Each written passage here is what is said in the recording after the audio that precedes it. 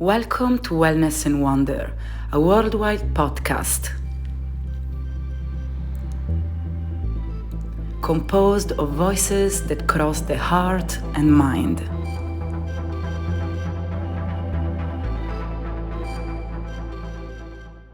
Welcome back to Wellness and Wonder for another episode number 27.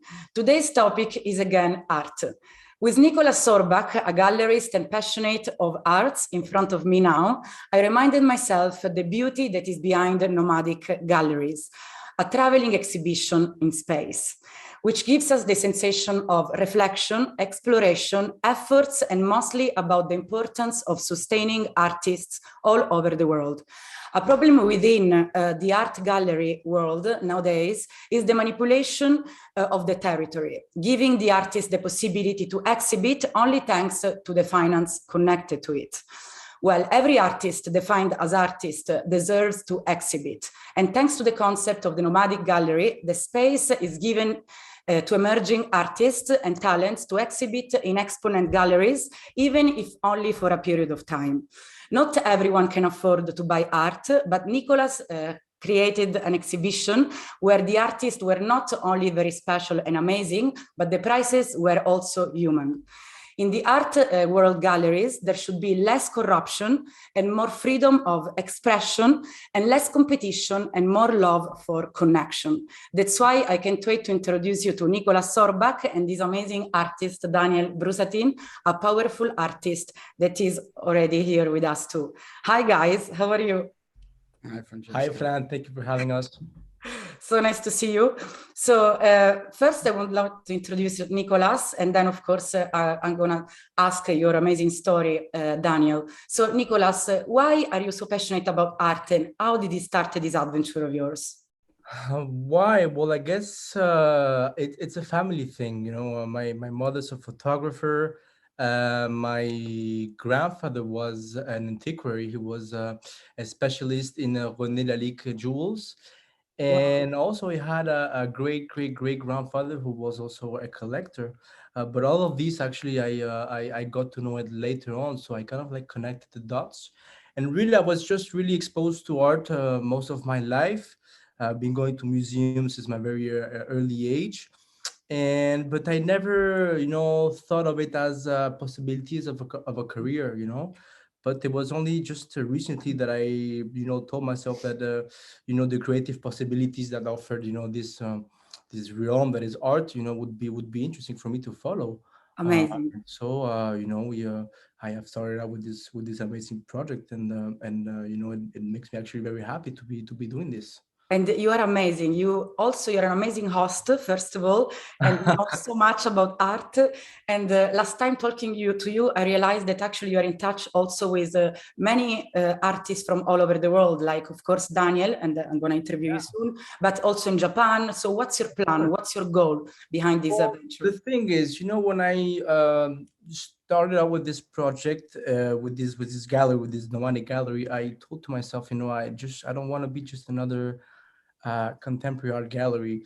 And I had the chance to go to Japan quite sometimes.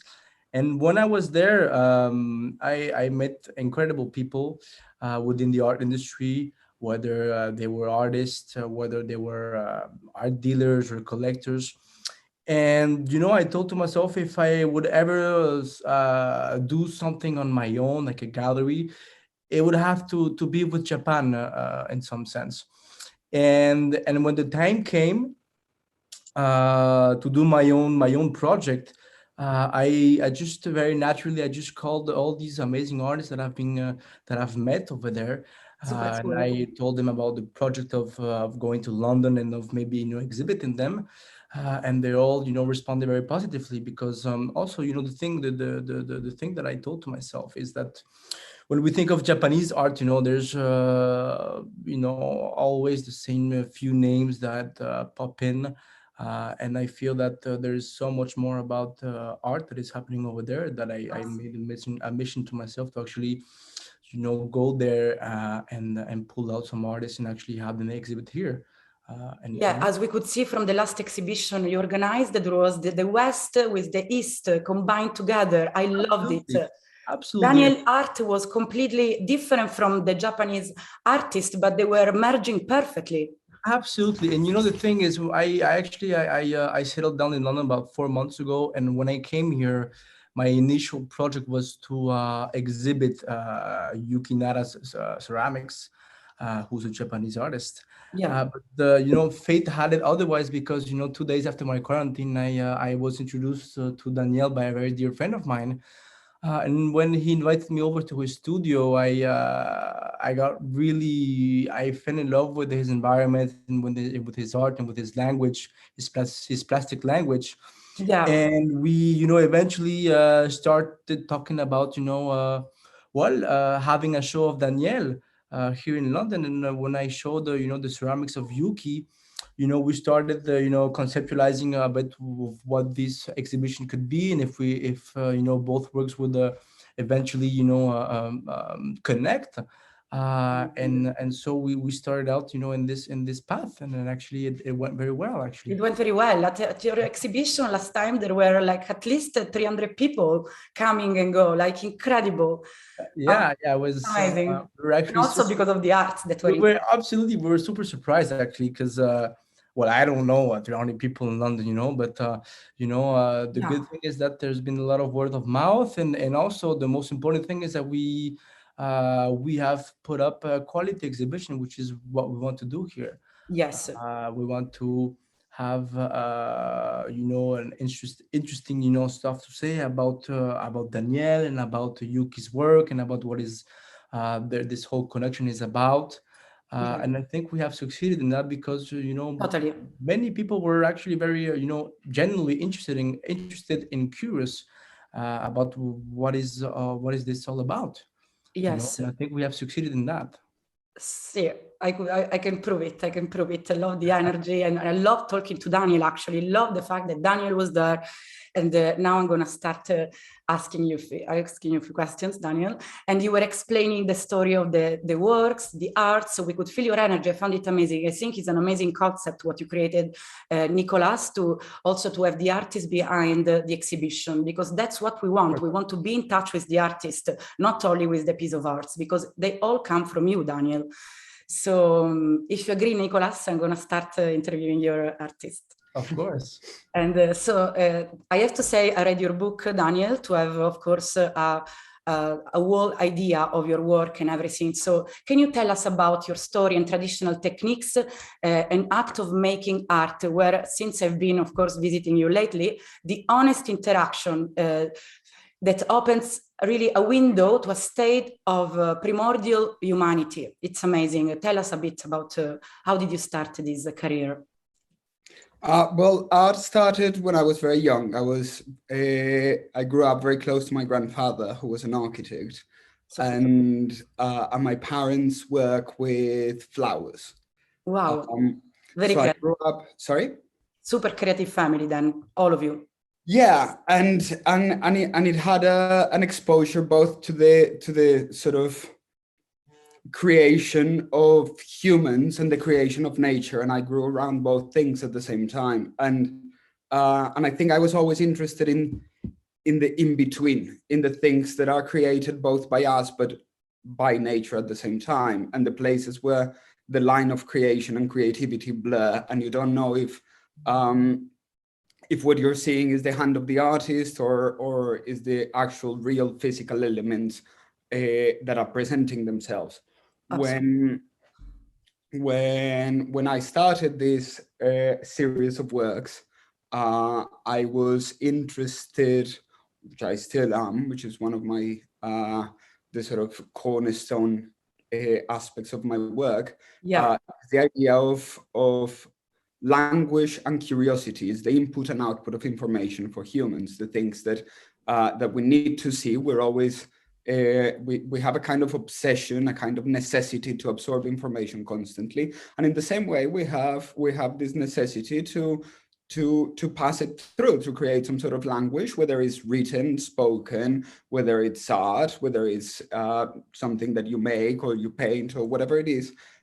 We create a language and we make marks, and these marks somehow take this information that we have inside and put it into a into a timeline, a language that is shared by all humanity, by all society.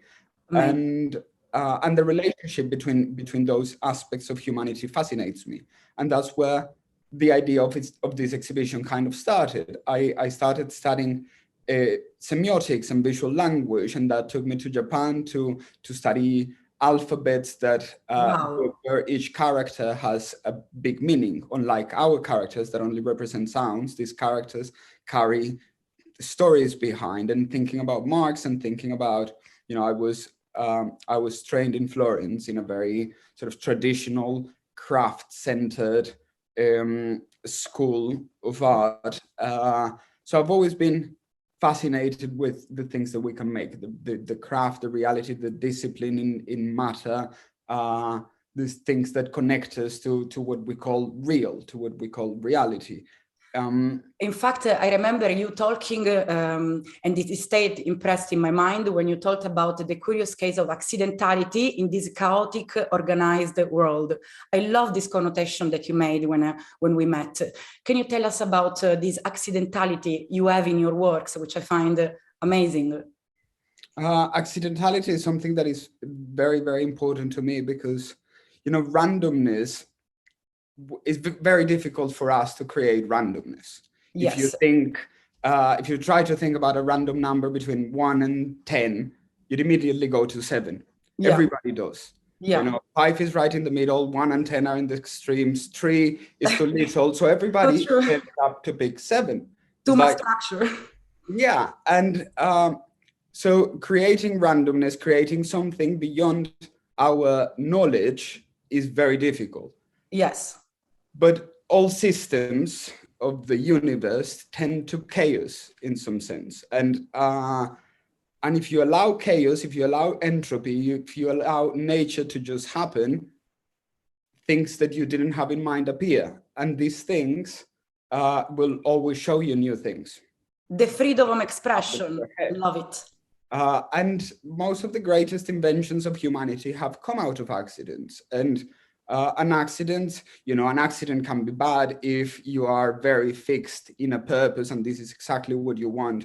And if the outcome is not that, it can be a bad thing. But if what you want is to allow the forces of nature to create on their own, and you act as a kind of midwife of the process, you help deliver that sort of force of nature, then you can start analyzing and picking certain things out of those accidents, out of that chaos. And it's a way of being in absolute control by losing control, by letting control go. Like dancing, we are in control, losing control, dancing. While you do this with your hands, creating with your expression. It's amazing. Exactly. And it forces you to be more present in life. It forces you to be more mindful, to understand the things that are happening around you, to understand the forces and what nature tries to tell you. It's yes, kind of listening to the world. By nature, we have to let it go. And sometimes we do it in the wrong way, while through art, we can let it go in a very healthy way. Thank you for reminding us this. In fact, when I was looking at your art, I felt that not everything is predicted in life. So in the art world, we can express this flow flowing through our body, getting and bringing the message into the external world, let it be and let it go. Amazing. And so I have another question for you, Daniel. You are Colombian and you lived for many years in Italy. Can you describe your emotions while you create art? Because of course you have this wild soul and also this focus behind your experience as being an artist is never easy. So describe your emotions to inspire other artists. That's a very difficult question. I mean, I know. I'm always thinking about art and I'm always reading about, everything from art to physics to psychology to how we think and see the world. And that is kind of what I do in my free time. When I'm working, I try to not think about any of that. And I try to, to have a dialogue with what's happening right in front of me. If you start one of the most important parts of my process is the process itself, is seeing what happens when you make art, when you are in touch with the materials, when you grab a piece of something, whatever it is, and you start familiarizing yourself with it, it kind of eventually starts to talk, and it tells you what it wants. It tells you how it wants to be shown. It tells you how what it wants to be shown with, and yeah, and I think is in a sense is a kind of way of meditation, because it kind of connects you to everything that is around your world, around your process, around in my studio, all the little things that I find. I keep collecting objects and things that might make no sense at the time, but eventually 3 years later, it's like, this is perfect for this painting, and it's kind of been sitting there waiting without you knowing. So yeah, I mean, in terms of emotions, of course, we all go through a very broad spectrum all the time, but I think the most important thing is just to be open to everything. So cool what you said, because for me, it actually, that's why sometimes I quit my drawing, or because there are too many emotions involved. So the idea is to detach your emotions and to just focus on what you're doing, which is not very easy. I mean, as an artist, you know better than anyone. Thanks for telling this. And I know also that experimentations, you says in your book, becomes the only path to involve the artistic language. So experimentations is part of it, less emotions and more experimentations. So would you say that each piece of your work is different from one another? Oh, absolutely. I don't, like, first of all, I don't really see the point of sort of repeating myself. And because everything is born in the process when I'm working on something, and I have a kind of, there's always a kind of idea of what you're trying to make, but that always changes while you're making it. And when you're making it, you will find little things that will tell you what to do next. So it's always a kind of evolution on the previous work. It's always a little path. And even though you might see my work, and if you kind of look around the back, most of the works that you see are mine, and there's a lot of seemingly different things. But once you put that in a chronological timeline, you will see very clearly the sort of step by step how one thing transforms into something completely different. It's true. And even if they are made of pieces and of different materials altogether, there is this visual poetry, which I love. And that's what I thought with my Cuban friend while we were watching your art. There is poetry behind, even though it's made of materials. It's incredible. And so your exhibition suggests also the importance of the artist experience. Is an experience, so it's very subjective. Would you say that each of your friends had a different impression, or it was more or less the same impression they had? I mean, I suppose there is an overall underlying mood, okay, if you want, that it kind of creates. But of course, everybody has a completely different experience. Reading of the work. It is impossible to, as much as you try, it's impossible to detach either your rationality or your emotions out of, you know, what you're looking at, out of your senses. So you will always read things and project yourself, your own background, your own fears and passions and loves, and you will put a little bit of that into whatever you're reading. Yeah, amazing. So it's always going to be slightly different. Yes, true.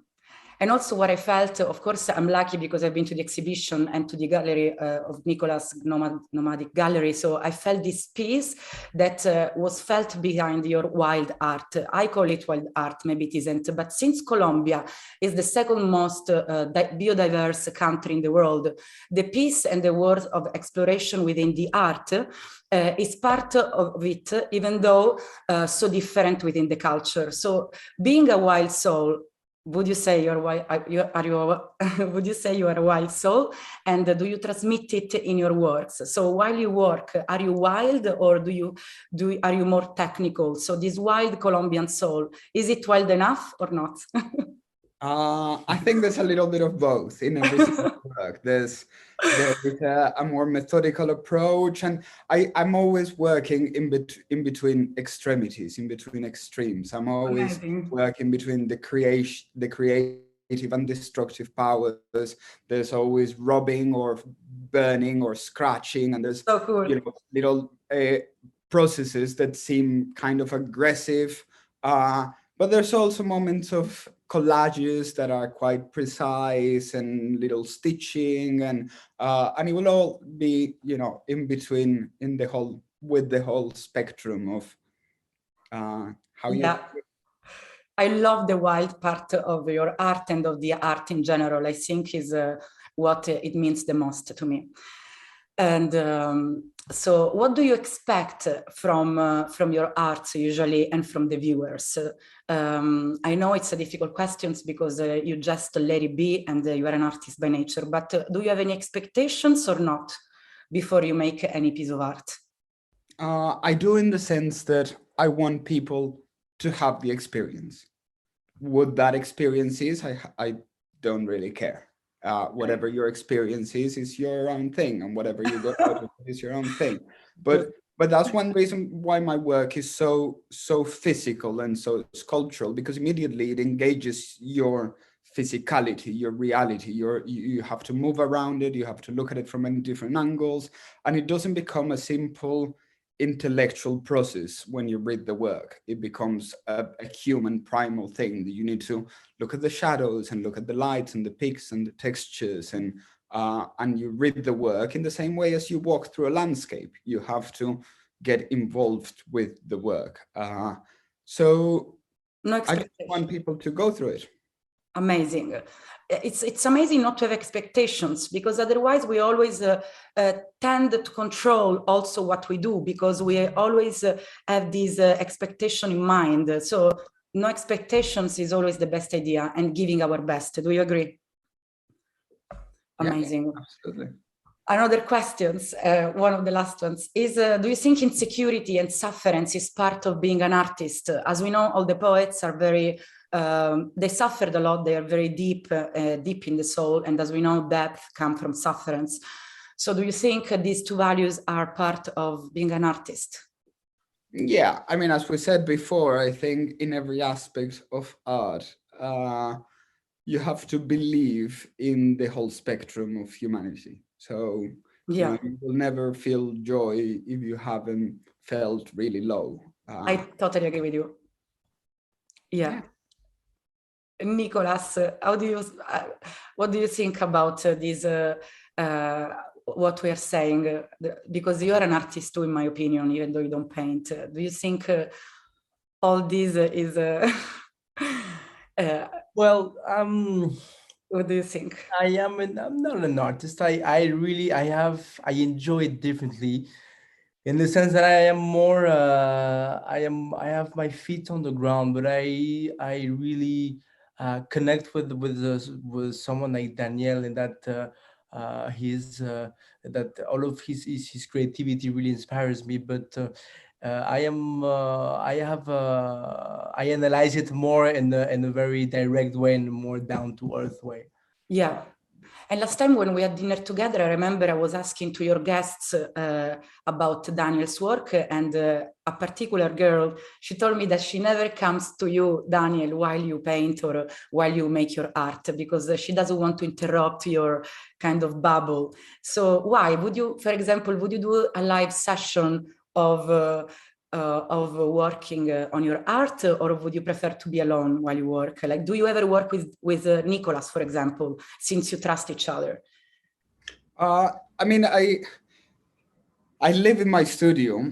Yeah. So, all this, what you see here, the ground floor is kind of larger, but this is where I work, and upstairs I live and I have guests all the time, and it is kind of difficult to switch it on and off, and you have things that are on the way, and little drawings that you're working on, and little things, and you might be with someone, and things come to your head, and you'll move a little bit of the work, and I do that a lot. I mean,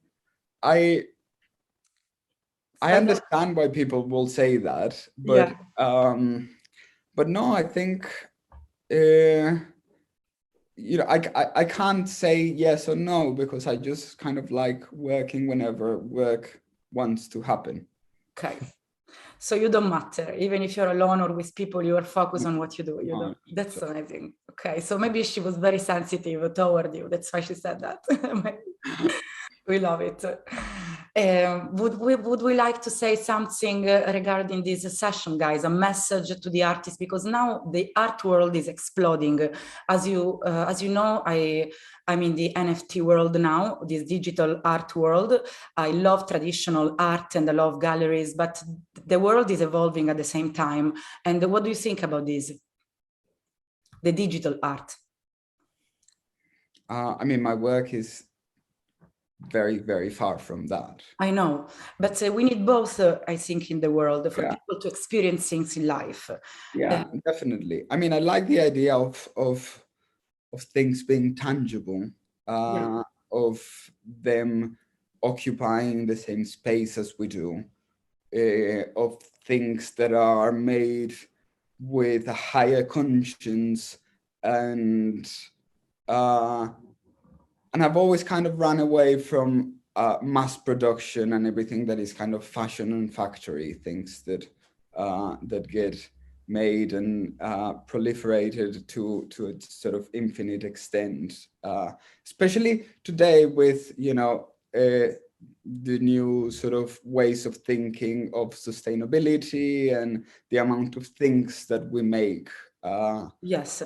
And that's why I kind of try to put a lot of importance into craft and the discipline of actually making objects that but what I love, Daniel, is because I love your art, is like you can take a picture of your painting and you can connect with other artists showcasing your art digitally. I agree with you. A real artist is a real artist, not digital artist.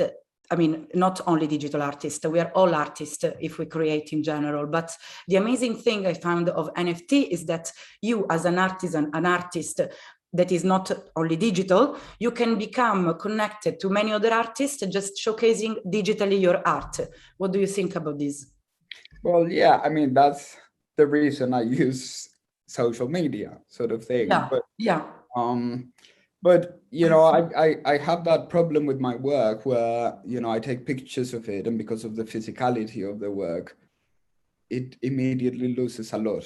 And you know, and I have the biggest comment I get when people come and see my work at either in the studio or an exhibition is, you know, wow, it's so much more than what I thought in the picture. Certo, it's the energy also, yeah. So that thing, I mean, I am the sort of person that connects with matter quite, like, way more than I connect with a screen. But it's also a matter of taste. Yes, absolutely. I totally understand you, Daniel. I can get you, yes. And there are different arts. Not every art can go digitally or has the same, it doesn't have the same meaning, absolutely. And so the last message for our guests that are going to listen to this amazing podcast session regarding the project of Nico, Niso's project, Nomadic Galleries. Can't wait to follow your next project, Nico. I'm with you. And of course, to present this amazing artist, Daniel Brusatin. What would you say? The last message to the world and about your work? Well, I think whatever you do it for yourself and do it because it makes you happy to do it. So important. Yeah. Yes, it's true. Mostly after COVID, we realized the importance we have, our own self, our own health, our own happiness. It's everything. Absolutely, yeah. Yes. And you, Daniel? I agree with that, but in the same way, I kind of believe that if you're someone who is capable of doing something at a high level, you don't only, I believe you don't only have to do it for yourself, but you also kind of have a duty to do it for the sake of others, so that other people who can't do it can see it and can feel it. And So I understand, and I absolutely believe that you have to do things for the happiness and the fulfillment it gives you. But I don't, but I also think that, you know, we owe, as a part of society, a kind of responsibility to other people to do the things that we can for everybody. Yes, in fact, I always say that we need to work to appreciate life and feeling the love, the meaning of love and the sensation of love to be truly happy. So to find this balance is not always easy. We need to work, but to feel the love, and creating art and watching art, going to amazing galleries, help us to discover the truth sometimes behind creations. Yes, guys. Well, it was so nice to interview you. Let's say bye to our guests listening to us. Can't wait for another podcast, and I can't wait for your other projects. Nicolas, I would love to interview you again anytime. Definitely. As soon as you have something new coming up. Definitely. Thank you, Francesca. Thanks for having us. Bye, everyone. Bye. Ciao.